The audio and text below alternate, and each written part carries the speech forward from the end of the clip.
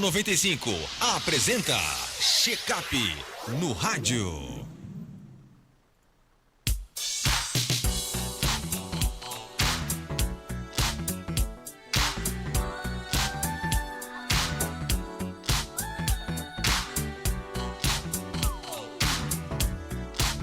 Olha, nesta quarta-feira, o Check-up no rádio recebe o médico Dr. Manassés Medeiros para conversar sobre um tema muito importante para a saúde urológica, ultrassonografia e sua aplicação no diagnóstico do cálculo renal, cistos e doenças da próstata. Dr. Manassés, seja bem-vindo aqui ao nosso Panorama 95, bom dia. Bom dia, Marcos, bom dia, Geraldinho, bom dia a todos os ouvintes do Panorama, prazer estar aqui novamente. Qual a importância que tem a ultrassonografia para a detecção dos cálculos renais e quais são os sintomas mais comuns? É muito comum, Marcos, no dia a dia a gente encontra tanto na parte clínica como também na própria realização dos exames, os pacientes com queixas, vamos falar queixas assim, urológicas, né? E boa parte dos pacientes reclamam de dor lombar, de dor que começa aqui na região lateral da barriga, seja de um lado direito ou do lado esquerdo, e essa dor desce para a região da virilha. Pode estar associado com náuseas e vômitos. Então, assim, geralmente o paciente tende a achar que é cálculo renal, né? Cálculo no sistema urinário. Dependendo de onde o cálculo esteja, isso pode variar, né? Se está no rim, se ele está descendo do ureter, que é o canal que liga o rim na bexiga, se ele já entrou na bexiga, se ele já está entrando na uretra, que é já para ser expulso, né? Então, ele pode dar sintomas diferentes. Mas na grande maioria das vezes os pacientes têm uma dor mecânica, uma dor lombar, né? Muscular, e acaba culpando o rim. Então, o rim leva muita culpa. Então a sintomatologia geralmente é de dor e pode ser dor associada com náuseas. E aí geralmente é uma dor muito intensa. Quem tem uma dor de cálculo geralmente não costuma esquecer. E na ultrassonografia ele é um exame muito bom para a gente avaliar se o paciente pode ter ou não o cálculo na via urinária. Principalmente se ele estiver nos rins ainda ou no ureter proximal, ou seja, no iniciozinho do ureter. No ureter medial, na região no meio do caminho, já é mais complicado a gente ver pela interposição de algumas estruturas no meio. E quando ele está chegando na bexiga também facilita para a gente. Recentemente eu mesmo já realizei alguns exames que a gente pega aquele quadro mais clássico, que o cálculo ele vem descendo do rim, ele impacta no ureter terminal, muitas vezes ele entra na bexiga e dá às vezes até um represamento de urina, né? Dá uma retenção. Então dá uma hidronefrose, quando vocês veem lá no exame, uma dilatação do sistema pielocalicinal, ou até como hidronefrose é isso. Há uma retenção de urina que em boa parte dos casos é relacionado ao cálculo que impactou. Então, eu tive um paciente semana passada, inclusive, que ele teve uma crise e ele disse, pela sintomatologia, a gente imaginava que o cálculo já estava descendo e que a dor sumiu. Quando a gente foi realizar o exame, ele tinha uma leve hidronefrose discreta, provavelmente ainda sequelada do cálculo que vinha descendo.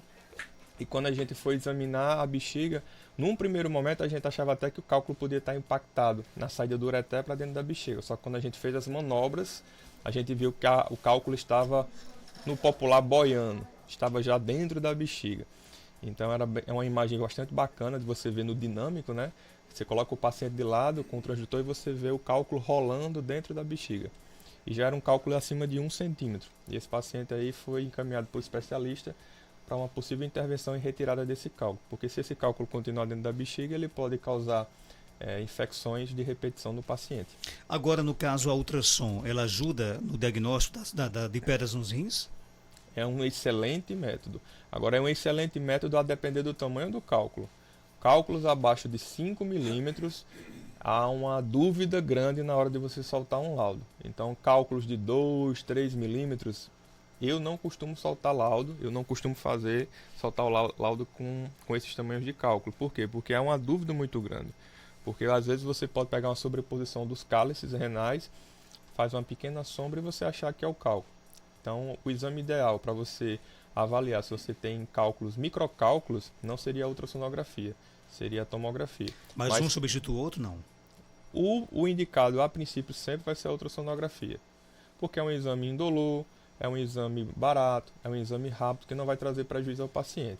Então, se o ultrassom não visualizar o cálculo e houver uma suspeita clínica de que possam ter microcálculos, aí pode-se partir para uma tomografia. Mas geralmente a ultrassom pega mais de 95% dos cálculos, porque geralmente eles estão ali na casa dos 4, 5 milímetros ou mais. e acaba que a gente consegue visualizar bem. E aí, geralmente não é só um que a gente visualiza, a gente acaba vendo 1, 2, 3, 4 ou vários cálculos.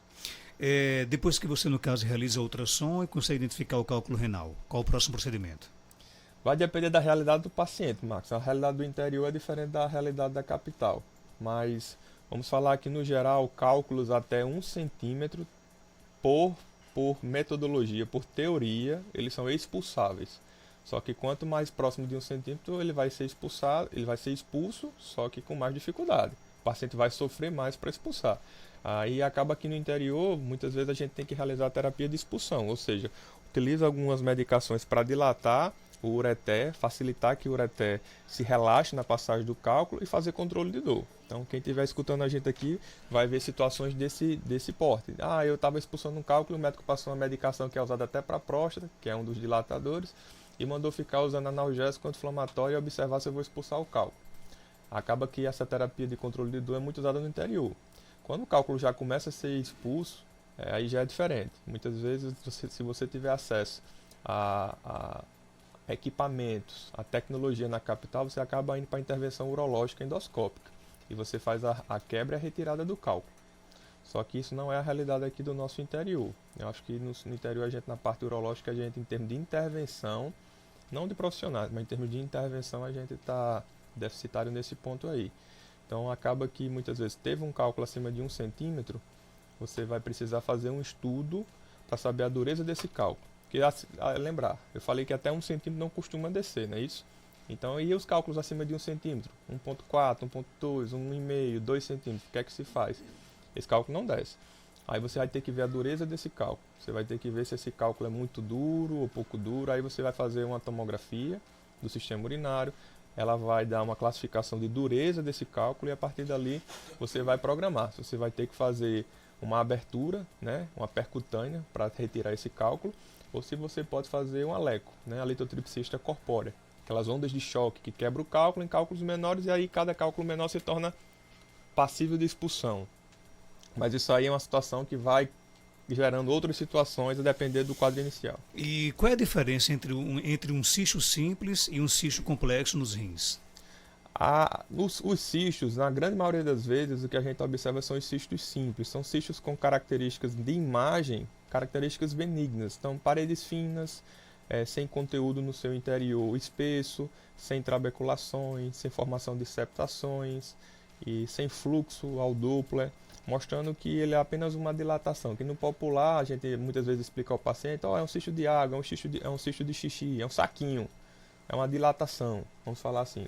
Eles tendem a ocorrer mais com o passar da idade, então quanto mais velho você for, maior a tendência de você criar eles, e geralmente tem causas genéticas associadas. Tem doenças até que são relacionadas à formação de tantos cistos nos rins que podem causar perda da função renal e o paciente ter até que ir para diálise. Já os cistos complexos não, eles podem ter essas características que eu citei anteriormente, de septações, aumento de fluxo, conteúdo espesso, conteúdo sólido, e isso aí aumenta o risco de malignidade do cisto. Então existem até classificações na tomografia, porque quando a gente vê um cisto com características ruins, vamos assim falar, na ultrassonografia, esse paciente vai ter que migrar para uma tomografia com contraste. E a partir dali vai se ver características mais delicadas desse cisto, e vai até se classificar. São cistos com classificação de Bosniak, classificação 3, classificação 4, que são cistos que têm características piores. Aí vem a decisão do urologista por uma provável retirada parcial ou não daquele cisto. Todo cisto renal, ele é sinal de um problema sério? Não, na grande maioria das vezes não. Então, quando a gente faz uma agenda de ultrassonografia, passa um turno fazendo de exames, e chegam vários exames de rins, se vier gente de meia idade a idosos, é até rotineiro a gente encontrar cistos. Então, essa semana que passou, acho que o maior que eu peguei foi um cisto de 8 centímetros. É bastante grande. Então, mas é rotineiro a gente encontrar cistos de 2, de 3, de 1,5, de 3 e pouco. Então isso aí é rotineiro. E às vezes não é só um. Então, dificilmente o paciente vai ter só um cistozinho solto ali no rim, sozinho, solitário. Geralmente, quando tem num, pode ter no outro. Mas sim, tem gente que, eu tenho um cisto no rim aqui. Ontem mesmo eu estava com uma paciente, quando terminei o exame, você tem um cistozinho aqui no rim direito. Então acontece, mas quando o paciente começa, a gente vai para um rim e que vê que ele já tem 2, 3, eu já vou para o outro rim sabendo que eu vou encontrar provavelmente mais alguns outros cistos. O que a ultrassonografia ela consegue identificar em relação aos cistos? Geralmente são essas características que O a gente avanço acaba... dele, por exemplo? Isso, a gente acaba tendo que avaliar as características estruturais e ecográficas desse cisto para saber se ele tem características benignas ou malignas. E Na outra você consegue ter essa resposta? na outra a gente consegue ter essa resposta, a gente consegue ver essas características do cisto. E a partir daquelas características a gente pode combinar com o paciente, deixar acordado, ou até o médico assistente do paciente, um acompanhamento se esse cisto vai crescer ou não. Então, assim, não existem protocolos muito bem definidos sobre cistos com características benignas, cistos simples, terem que ficar repetindo muito o ultrassom. Tem paciente que acaba fazendo isso, né? Tem paciente que volta para o médico, às vezes por conta própria, eu tenho um cisto nesse rim, eu quero ver como é que ele está, se ele cresceu ou se ele não cresceu, como é que está a situação dele. Mas cistos simples, geralmente, não se tem tanta indicação de ficar repetindo com tanta frequência, não. Já os cistos complexos, sim. Vamos às perguntas, bom dia. Bom dia, Marcos Dantas. Bom dia, doutor Manassés. Doutor Manassés, sou Josirene. Eu tenho um cálculo de 1,3 centímetro. Tem condições de eu tomar medicação e botar esse cálculo? E aí, tem condições? 1,3 é difícil. Eu não vou falar que é impossível. Tem gente que pode expulsar, mas geralmente é muito difícil você conseguir expulsar esse cálculo. Então, às vezes, esse cálculo ele pode até impactar no ureter proximal, não descer de forma alguma e causar uma hidronefrose grave. E a hidronefrose, que é essa dilatação por acúmulo de xixi no rim, mata, né? Mata o rim, pode matar o rim, né? E danificando ele. Então, geralmente, um cálculo com esse tamanho de 1,3, a senhora acaba tendo que fazer uma tomografia e ver, como eu falei aqui, a dureza. Aí vai ver as unidades Hansfield, é uma classificação de dureza do cálculo. Geralmente, cálculos acima de 1000 unidades Hansfield, passou de 1000, geralmente ele é considerado um cálculo muito duro. Se ele é muito duro, a LECO, que é aquele exame que eu falei, aquele procedimento que é por ondas de choque para quebrar o cálculo, geralmente não costuma conseguir quebrá-lo. Aí o urologista vai ver qual é a intervenção para retirar. Quando ela fala em 1,3, é porque ela já fez ultrassonografia já. Provavelmente sim. Ou ela fez a tomografia ou ela fez a ultrassom. Provavelmente ela fez a ultrassom, que é o de mais fácil acesso. O ouvinte pergunta aqui, numa ultrassonografia, dá para ver se a mulher fez laqueadura? Não.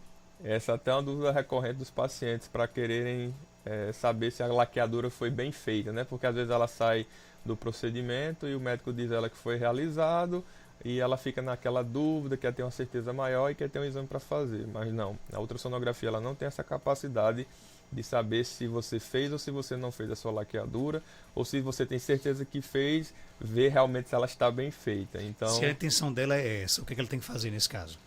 se a intenção dela é essa, ela tem que procurar um ginecologista que vai ter que fazer um exame contrastado, provavelmente uma histosalpingografia, que é um exame que joga contraste. É um exame que não é realizado em consultório, é um exame que é realizado como se fosse em cirurgia letiva, hospital-dia. Faz um ambiente mais equipado, realiza uma injeção de contraste dentro do útero da mulher e aqui ele vai realizar um desenho. Aí você vai ver que no momento que chega a trompa ali, onde ela foi interrompida, onde ela foi ligada, aí aquele contraste não consegue passar. E você vê que a trompa está ligada. Então, assim seria uma forma de você verificar essa laqueadura estar funcionando ou não, né? Mas não costuma ser habitual, não, fazer esse exame para ver se a ligadura está bem feita ou não. Falar agora de próstata, né? A partir de que idade o homem deve começar a fazer exames da próstata?